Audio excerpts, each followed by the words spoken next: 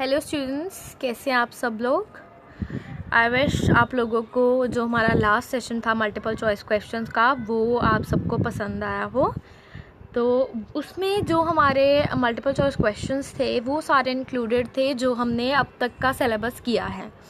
अब हम एक नेक्स्ट सेशन रखेंगे जल्दी ही पार्ट 2, जिसमें कि जो हमारा फर्दर जो कुछ हमारा सिलेबस रहता है उसमें से कुछ टॉपिक्स लेकर उसके बेसिस पे हम लोग मल्टीपल चॉइस क्वेश्चंस का एक सेशन रखेंगे। और ये जो क्वेश्चंस है ये बहुत इंपॉर्टेंट है क्योंकि ये सारे एग्ज़ाम पॉइंट ऑफ व्यू से लेकर इंक्लूड किए गए हैं। ठीक है, तो चलिए, हमने 2 टॉपिक्स की फाइनेंशियल स्टेटमेंट करी थी ना हमने रिसेंटली, उसमें हमने 2 स्टेटमेंट्स करी थी। एक स्टेटमेंट थी हमारी that was the financial position which stated the balance sheet, whereas second जो हमारी स्टेटमेंट है वो हमने कौन सी करी थी, प्रॉफिट एंड लॉस स्टेटमेंट करी थी, जिसको हम इनकम स्टेटमेंट भी कहते हैं। And let's move on with the third statement which is the financial statement 3। इसको क्या कहते हैं, इसका नाम क्या है, कैश फ्लो स्टेटमेंट। ठीक है, तो थर्ड स्टेटमेंट जो हम पढ़ेंगे कैश फ्लो स्टेटमेंट, ये थोड़ी सी कंफ्यूजिंग है तो प्लीज़ ध्यान से समझिएगा। तो कैश फ्लो से क्या समझ में आ रहा है, कैश फ्लो से समझ में आ रहा है कि कैश का फ्लो हो रहा है, मींस या तो इनफ्लो होगा या आउटफ्लो होगा। इनफ्लो क्या होता है, इन क्या होता है, अंदर आना, तो मींस हमारी ऑर्गेनाइजेशन हमारे बिजनेस के अंदर आएगा कैश, या तो आउट होगा, आउट मींस बाहर जाएगा कैश। ठीक है, तो यही है, हम पढ़ेंगे कैश फ्लो स्टेटमेंट जिसमें कि cash inflow and cash outflow के बारे में ही सारा किया जाएगा। तो चलिए आगे बढ़ते हैं। सबसे पहले हम इसका मीनिंग देखते हैं।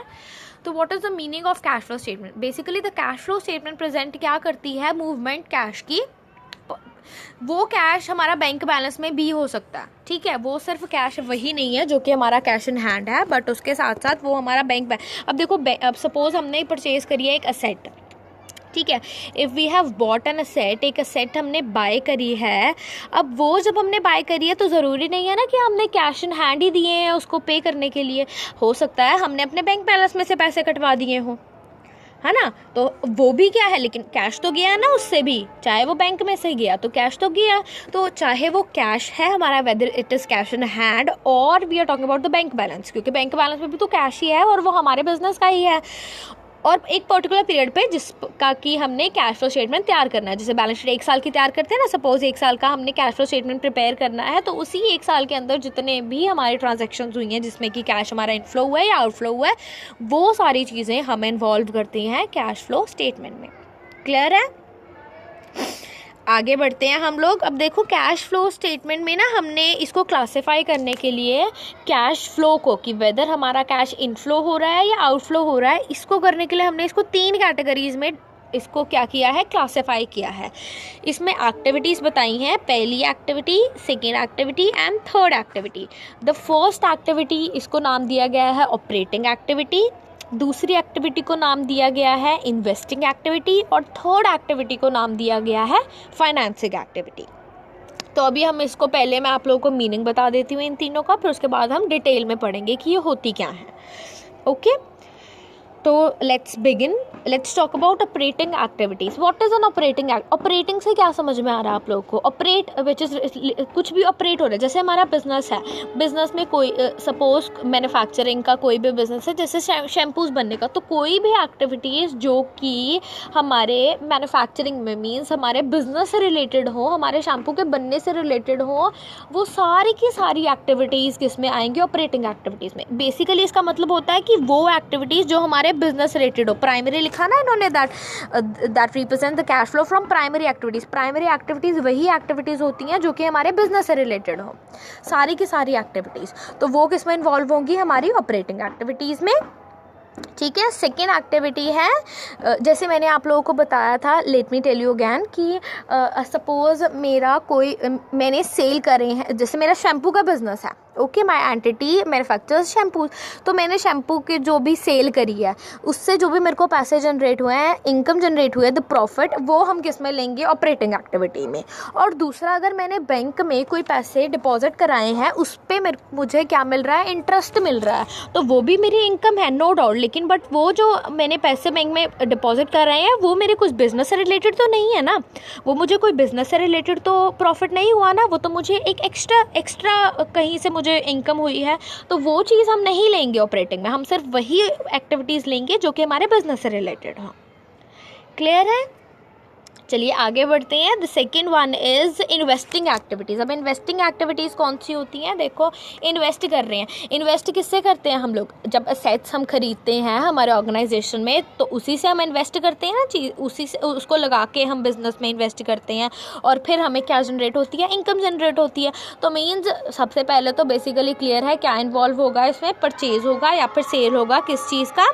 एसेट्स का। लेकिन बट असेट्स वो आएंगी जिनमें इन्वेंट्रीज ना हो। हम सारी की सारी असेट्स लेंगे जिसमें असेट्स का सेल होगा या परचेज होगा, लेकिन इसमें हम क्या नहीं लेंगे? इन्वेंट्रीज नहीं लेंगे। इन्वेंट्रीज क्या थी? मैंने आप लोगों को कराया हुआ। इन्वेंट्रीज क्या है? जो भी हमारे बिजनेस की चीज़ें, जैसे लैंड हो गया, कोई लैंड के साथ कोई फर्नीचर हो गया, ये सारी चीज़ें क्या है? इन्वेंट्रीज हैं। तो हम इसमें इन्वेंट्री नहीं लेते हैं, हम इसमें सिर्फ और सिर्फ असेट्स लेते हैं, वेदर असेट्स का सेल हो रहा है या असेट्स का परचेज हो रहा है। ठीक है, जैसे एग्जांपल में इन्होंने क्या बताया है, हमने क्या परचेज करी है? फैक्ट्री के लिए कोई प्लांट परचेज किया। अब प्लांट क्या करेगा? अगर हम प्लांट बिजनेस में लगाएंगे तो वो प्लांट हमें फर्दर है ना कोई मैन्युफैक्चर करके देगा कोई चीज़ें। ठीक है, चलिए तो आगे बढ़ते हैं। Third one is financing activity. अभी ये तो I am just explaining you the meanings, ये सिर्फ मीनिंग्स हैं इन तीनों के। इसके बाद हम डिटेल में पढ़ेंगे कि इनमें आते कौन कौन सी चीज़ें हैं। ओके, तो सबसे पहले हमारा क्या है? Financing activities. फाइनेंसिंग एक्टिविटीज़ क्या होती हैं? देखो एक बार मैं फिर रिकॉल करा रही हूँ आप लोग को। ऑपरेटिंग कौन सी थी? जिसमें कि प्राइमरी एक्टिविटीज़ इंक्लूड होगी, वो एक्टिविटीज़ जो कि बिजनेस से रिलेटेड हो। सेकंड कौन सी थी हमारी? सेकंड थी हमारी इन्वेस्टिंग एक्टिविटीज़। इन्वेस्टिंग एक्टिविटीज़ में कौन कौन सी चीज़ें थी? हमने सारा असेट से रिलेटेड सेल और परचेज लेना है, लेकिन उसमें क्या नहीं आनी चाहिए? इन्वेंट्रीज नहीं आनी चाहिए। थर्ड हमारा क्या है? Financing activities. ये क्या रिप्रेजेंट करती हैं फाइनेंसिंग एक्टिविटीज़ हमारी? ये रिप्रेजेंट करती हैं कैश फ्लो। ठीक है, चाहे आ रहा है, जनरेट मीन्स आ रहा है और स्पेंट मीन्स जा रहा है। ठीक है, चाहे वो क्या मतलब हमारा कैश इनफ्लो हो रहा है या हमारा कैश आउटफ्लो हो रहा है, किस चीज़ से किस चीज़ के लिए? रेज करने के लिए। रेज मीन्स इंक्रीज़ करने के लिए। चाहे हमारा क्या इंक्रीज़ हो रहा है? शेयर कैपिटल इंक्रीज़ हो रहा है। पे कर रहे हैं, पे क्या कर रहे हैं? क्या पे करते हैं हम लोग? हमारे डेट्स पे करते हैं, हमारे कर्जे पे करते हैं। ठीक है ना। इंक्रीज़ क्या मतलब? कोई भी हमारा कैश अंदर आ रहा है हमारी इनकम जनरेट करने के लिए, या कोई भी कैश हमारा जा रहा है किस चीज़ के लिए? हमारे एक्सपेंसेस को पे आउट करने के लिए। तो इसमें क्या लिया? रेज़ क्या कर रहे हैं? ये शेयर कैपिटल को इंक्रीज़ कर रहे हैं। और पे किसको कर रहे हैं? ये हमारे डेट्स को पे कर रहे हैं। इसके साथ साथ कोई भी एक्टिविटीज़ जो कि किससे रिलेटेड हो, हमारी पेमेंट किससे रिलेटेड हो? हमारे इंटरेस्ट पे कर रहे हैं, हम डिविडेंड्स पे कर रहे हैं। बेसिकली फाइनेंसिंग एक्टिविटीज़ में कौन कौन सी एक्टिविटीज़ आएंगी? सारी की सारी एक्टिविटीज़, जैसे कहीं से भी हमें क्या हो रहा है? इनकम जनरेट हो रही है हमें, और कहीं से भी हम लोग क्या कर रहे हैं? पे कर रहे हैं कोई भी डेट को या एक्सपेंसेस को। ठीक है, वो सारी की सारी चीज़ें किसमें इंक्लूड होंगी? फाइनेंसिंग एक्टिविटीज़ में। तो अब हम करते हैं स्टार्ट इन तीनों को डिटेल में। तो सबसे पहले हम स्टार्ट करेंगे, कौन सा किया था हमने? ऑपरेटिंग का। ऑपरेटिंग में मीनिंग तो आप लोगों को पता ही है, कौन सा क्या था मीनिंग इसमें? Cash flow from operating activities presents the movement in cash during an accounting period. एक अकाउंटिंग पीरियड के बीच में फ्रॉम द प्राइमरी एक्टिविटीज़। कोई भी प्राइमरी एक्टिविटीज़ से क्या हो रहा है? कैश इनफ्लो हो रहा है या आउटफ्लो हो रहा है, वो चीज़ें किस में इंक्लूड होती हैं? ऑपरेटिंग में। अब हम इसके एग्जाम्पल्स देखते हैं। देखो, operating activities of a hotel will include cash inflows and outflows from the hotel business। वही मैंने बताया, जैसे मेरा शैम्पू का बिजनेस है तो कोई भी एक्टिविटीज़ जो कि रिलेटेड है किससे? मेरे शैम्पू के मैन्युफैक्चरिंग से या मेरे बिजनेस से, वो सारी प्राइमरी होंगी। जैसे उन्होंने क्या बोला? कोई भी रिसीट्स मीन्स कहीं से रेवेन्यू, कहाँ से पैसे आ रहे हैं? सेल से। और उसके बाद सेकंड क्या है? सैलरी। कोई भी सैलरी दी है एक पर्टिकुलर ईयर में, वो चीज़ें किस में इंक्लूड होंगी? ऑपरेटिंग एक्टिविटी में। लेकिन अगर उसने इंटरेस्ट इनकम मीन्स कहीं से उसको इनकम आ रही है जो कि उसने क्या किया था? बैंक में पैसा डिपॉजिट करते। वही एग्जांपल है जो मैंने आपको बताया कि कहीं और से उसको इनकम जनरेट हो रही है, वो नहीं लिया जाएगा इसमें, वो ऑपरेटिंग एक्टिविटीज़ में नहीं इंक्लूड होगा। वो किस में इंक्लूड करेंगे? वो इन्वेस्टिंग एक्टिविटीज़ में इंक्लूड करेंगे। कोई भी होटल से रिलेटेड मीन्स बिजनेस से रिलेटेड अगर कोई एक्टिविटी है, वो किस में ली जाएगी? ऑपरेटिंग में। देखो मैं बार बार इसीलिए बोल रही हूँ ताकि आप लोगों के दिमाग में सेट हो जाए ये चीज़ें। ओके, ऑपरेटिंग किससे रिलेटेड होगी? प्राइमरी एक्टिविटी बिजनेस के रिलेटेड एक्टिविटीज़, और अगर उसके अलावा जैसे कहीं और से इनकम जनरेट हो रही है या कहीं और का खर्चा करना है तो वो किस में आएगा, इन्वेस्टिंग एक्टिविटीज़ में। क्लियर है। अब चीज़ें देख लेते हैं इसमें क्या क्या इंक्लूड होंगी। सबसे पहले तो देखिए, जब हमने कैश फ्लो स्टेटमेंट प्रिपेयर करनी है तो जो हमने स्टार्टिंग का जो बैलेंस लेना है वो हम बैलेंस लेते हैं हमारे जो इनकम स्टेटमेंट में हमने किया था प्रॉफिट बिफोर टैक्स। मैं आप लोगों को एक बार दिखा देती हूँ इनकम स्टेटमेंट ताकि आप लोगों को थोड़ा क्लियर हो जाए। ये देखिए, ये हमने करी थी लास्ट टाइम हमारी income statement, the income statement for the year this and this. उसमें हमने किया था ना, एक ग्रॉस प्रॉफिट किया था, फिर प्रॉफिट बिफोर टैक्स, फिर हमने नेट प्रॉफिट निकाला था। बेसिकली हम इनकम स्टेटमेंट में क्या निकालते हैं, नेट प्रॉफिट, जो हमारा रिजल्ट होता है जिससे हमें पता लगता है कि प्रॉफिट हुआ है या नेट लॉस हुआ है हमें। ठीक है, तो ये हमने ये नहीं लेना, हमने इसमें नेट प्रॉफिट जो कैश फ्लो स्टेटमेंट की जब हमने स्टार्टिंग करनी है तो हमें नेट प्रॉफिट नहीं लेना, हमने लेना है प्रॉफिट बिफोर टैक्स जिसमें इनकम टैक्स नहीं कटा होगा। क्लियर है, इनकम टैक्स डिडक्ट नहीं होना चाहिए, हमने प्रॉफिट बिफोर टैक्स लेना है हमारा स्टार्टिंग बैलेंस किसका, कैश फ्लो स्टेटमेंट का। चलिए आगे बढ़ते हैं। सबसे पहले क्या है, एलिमिनेशन ऑफ, ये चीज़ें हैं जो हमने इंक्लूड करनी है किसमें, मतलब हमने एडजस्ट करनी, चाहे वो एडजस्टमेंट हो रही है, एलिमिनेशन मींस चाहे डिडक्ट हो रही हैं वो चीज़ें या कुछ भी हो रहा है, मतलब ये जो चीज़ें अब मैं आप लोगों को कराऊंगी ये मैंने मैं आप लोगों को बताऊंगी ये चीज़ें कि आपने कहाँ कहाँ पे ये इंक्लूड करनी है। ठीक है ना, लिखनी है कहाँ कहाँ पे। ये सबसे पहले तो क्या है, कैश फ्लो स्टेटमेंट में जो पहली चीज़ उन्होंने बताई है ऑपरेटिंग में, elimination of non cash expenses. ये हमने क्या इंक्लूड करने हैं, सबसे पहले तो क्या एडजस्ट करना है हमने, नॉन कैश एक्सपेंसेस को। अब नॉन कैश एक्सपेंसेस क्या होती हैं, कैश एक्सपेंस तो हमने देखे थे, अभी नॉन कैश कौन से हो गए। देखिए, नॉन कैश एक्सपेंसेस होते हैं कि नो डाउट हमारा खर्चा हो रहा है, हमारा एक्सपेंस है, हमें लॉस हो रहा है, लेकिन वो हमें कैश के फॉर्म में दिखाई नहीं दे रहा, हम पे नहीं कर रहे हैं वो। सपोज डेप्रिसिएशन क्या थी, जब सपोज मैंने आज एक साइकिल लिया, bicycle, I bought it for 5000 rupees, और आज के 2 साल बाद जब मैं उस साइकिल को बेचूंगी तो वो 5 का थोड़ी बिकेगा, वो 1000 है, 2000 का बिकेगा। ठीक है, सपोज 2000 का। अब जो 3000 रुपये जो 2 सालों में उसकी वैल्यू कम हुई है वो क्या है, डेप्रिसिएशन, वो डेप्रिशिएट हुई है उसकी वैल्यू। नो डाउट हमें लॉस हुआ है, लेकिन क्या हमने पे किया है किसी को वो 3000 रुपये, क्या हमने दिए हैं किसी को, नहीं दिए, लेकिन फिर भी वैल्यू डिक्रीज हुई ना, तो ये क्या है, हमारा नॉन कैश एक्सपेंस है जो कि हम किस में एडजस्ट करेंगे, प्रॉफिट बिफोर टैक्स में, मींस कैश फ्लो स्टेटमेंट में। ठीक है, इसके अलावा अमोर्टाइजेशन नेक्स्ट क्या है, what is the next thing which is written here, amortisation होती है जो हमारी इनटैंजिबल असेट्स होती हैं ना, उनकी जो राइट ऑफ वैल्यू होती है। इनटैंजिबल असेट्स कौन सी, गुडविल हो गया, पेटेंट हो गए, कॉपीराइट, ये सारी चीज़ों की भी वैल्यू डिक्रीज होती है। डिक्रीज समटाइम्स ये इंक्रीज भी होती है, ज़रूरी नहीं है कि हमेशा डिक्रीज ही हो, तो अगर वो वैल्यू डिक्रीज हो रही है तो उसको अमोर्टाइजेशन कहते हैं। ठीक है, इम्पेयरमेंट लॉसेस, सपोज जैसे कोई मशीनरी है, उसका कोई पार्ट टूट गया, ठीक है, उससे किसी से लॉस हो गया, उसको ठीक कराने के लिए कुछ भी, तो वो हमारा एक लॉस है। ठीक है, उसको ठीक कराने के लिए पैसे देने पड़ेंगे ना हमें, तो वो हमारे लिए क्या है, खर्चा है। अब अगर किसी चीज़, कोई चीज़ जैसे ख़राबी होगी टोटली, जो खर्चा होगा वो तो फिर कैश एक्सपेंस पे आएगा ना। ये है जैसे हमारी जो मशीनरी थी वो ख़राब ही होगी, अब वो काम करने के लायक ही नहीं है, तो क्या है, हमारा तो लॉस हो गया ना, लेकिन हमें दिख तो नहीं रहा कि हम पे कर रहे हैं किसी को वो एक्सपेंस। ठीक है, उसके अलावा आएंगे हमारे बैड डेट्स क्या होते हैं, बैड डेट्स होते हैं, ये मैंने आप लोगों को बताया हुआ ऑलरेडी, जैसे डेटर्स हैं, डेटर्स हम जिन्होंने हमें पैसे देने हैं, है ना, हम जिन्होंने हमसे कर्जा लिया हुआ है, अब वो बैंक करप्ट हो गया बंदा, तो वो पैसे कहाँ से देगा, कुछ अमाउंट है जो दे देगा, है ना, तो फिर जो अमाउंट नहीं देगा वो हमने बैड डेट्स में लिख दिया। नो डाउट वो हमारा लॉस है, लेकिन हमने मतलब पे थोड़ी किया उसको कैश की फॉर्म में।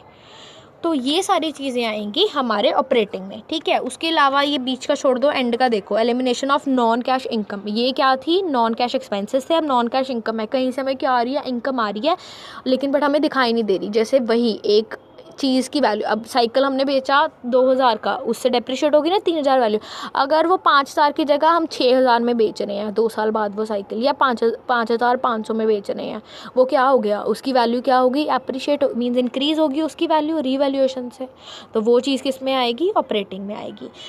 अब ये क्या है, removal of expenses. Removal of expenses का मतलब क्या है कि हम रिमूव कर रहे हैं। रिमूव कैसे करते हैं हम एक्सपेंसेस को, पे करने से। एक्सपेंसेस कैसे रिमूव होते हैं, जब हम पे करेंगे एक्सपेंसेस को, ठीक है। तो उसी तरीके से रिमूवल ऑफ एक्सपेंस, जब हमने कोई भी एक्सपेंसेस पे करने हैं उनको हम ऑपरेटिंग एक्सपेंस में नहीं लेते हैं, उनको हम किस में लेते हैं, उनको हम क्लासीफाई करते हैं फाइनेंसिंग एक्टिविटीज़ में। ऑपरेटिंग एक्टिविटीज़ में नहीं लेते हैं, उनको हम फाइनेंसिंग एक्टिविटीज़ में लेते हैं। एक बार पढ़ के बता देती हूँ, removal of expenses to be classified elsewhere in the cash flow statement, मतलब ऑपरेटिंग में नहीं, कहीं और लिया जाएगा। नो डाउट ये हमारा है प्राइमरी एक्सपेंस है, ये हमारा उससे रिलेटेड है बिजनेस से, लेकिन हम इसको किस में लेंगे, हम इसको फाइनेंसिंग एक्टिविटीज़ में लेंगे। चलिए आगे बढ़ते हैं। ये क्या है, removal of income to be present, एक वो क्या था, रिमूवल ऑफ एक्सपेंस था, ये क्या है, रिमूवल ऑफ इनकम। अब रिमूवल ऑफ इनकम भी हमने ऑपरेटिंग में नहीं लेना, इसको हम किस में लेंगे, इन्वेस्टिंग एक्टिविटीज़ में लेंगे, ठीक है। चाहे कोई डिविडेंड इनकम हो रही है, चाहे हमें इंटरेस्ट इनकम हो रही है, कोई भी इनकम जनरेट हो रही है, उसको हम किस में लेंगे, इन्वेस्टिंग एक्टिविटीज़ में लेंगे, ठीक है। अब नेक्स्ट है वर्किंग कैपिटल चेंजेस। कोई भी हमारे वर्किंग कैपिटल के अंदर चेंजेस आ रहे हैं, मींस जैसे ये क्या है, एग्जांपल मैं इनका ही पढ़ के बता देती हूँ आप लोगों को। Example, an increase in trade receivables must be deducted to arrive at sales revenue that actually resulted in the cash flow during the period. अब ये क्या बोल रहा है,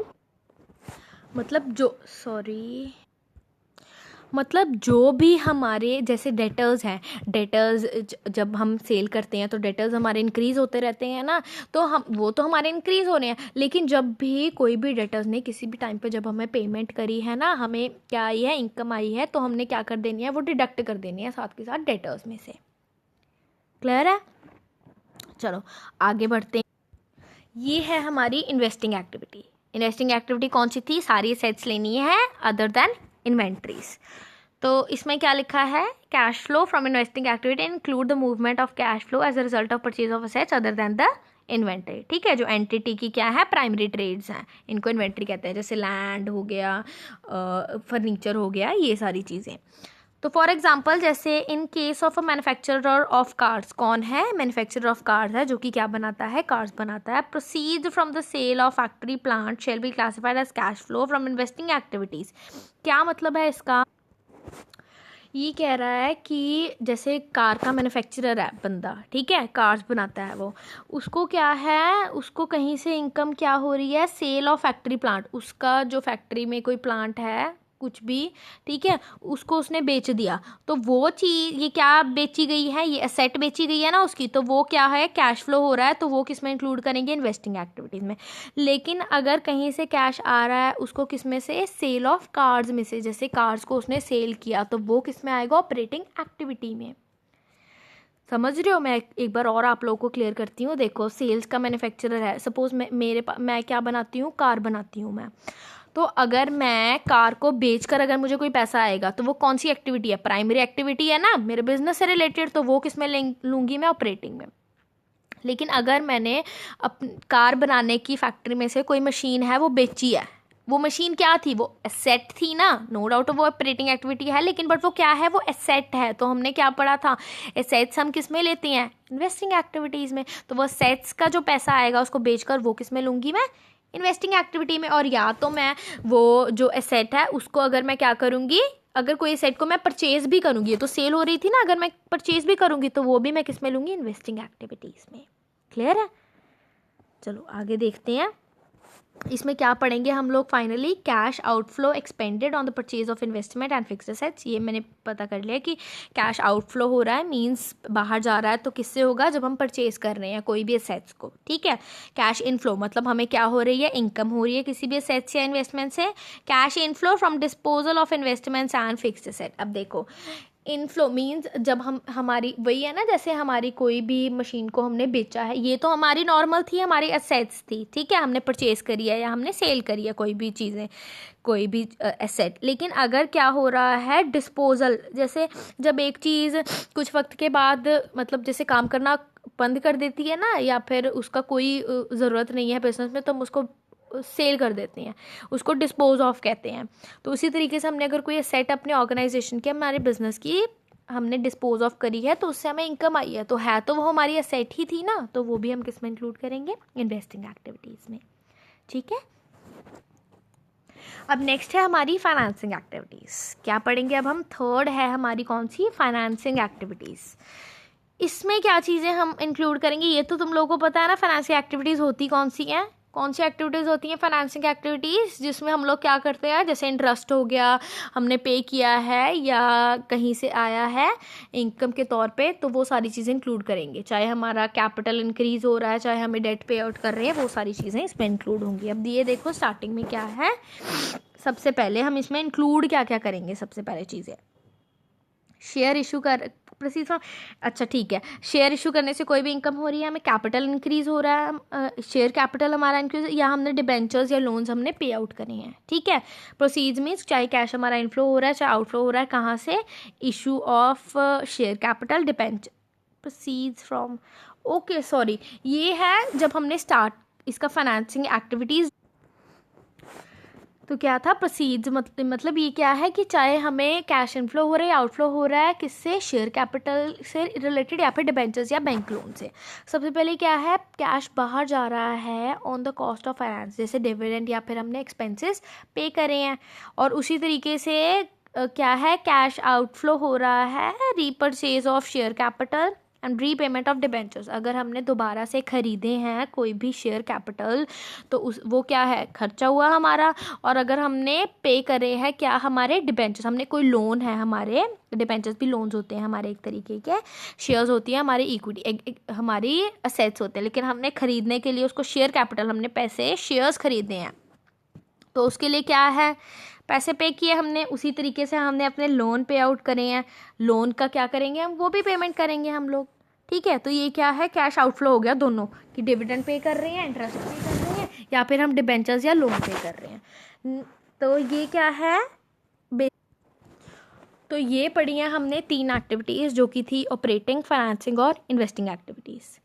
ठीक है, ये क्या था, पता लग गया आप लोगों को। देखो एक बार मैं रिकॉल करा देती हूँ। ऑपरेटिंग का हमें पता लग गया, प्राइमरी एक्टिविटीज़ होंगी। इन्वेस्टिंग का क्या है, असेट्स होंगी सारी, चाहे परचेज कर रहे हैं चाहे सेल कर रहे हैं, लेकिन इन्वेंट्री नहीं लेनी है उसमें। फाइनेंशियल एक्टिविटी क्या होगा, कोई भी खर्चा हो रहा है, पैसे कहीं से जा रहे हैं या पैसे कहीं से आ रहे हैं, शेयर से, इंटरेस्ट से, डिबेंचर से, कुछ भी, जो कुछ भी कैश इनफ्लो या आउटफ्लो हो रहा है, वो सारी फाइनेंसिंग एक्टिविटीज़ में आएंगी। ठीक है, तो पहले मैं आप लोगों को एक कैश फ्लो स्टेटमेंट दिखा देती हूँ, उससे आप लोगों को थोड़ा क्लियर हो जाएगा।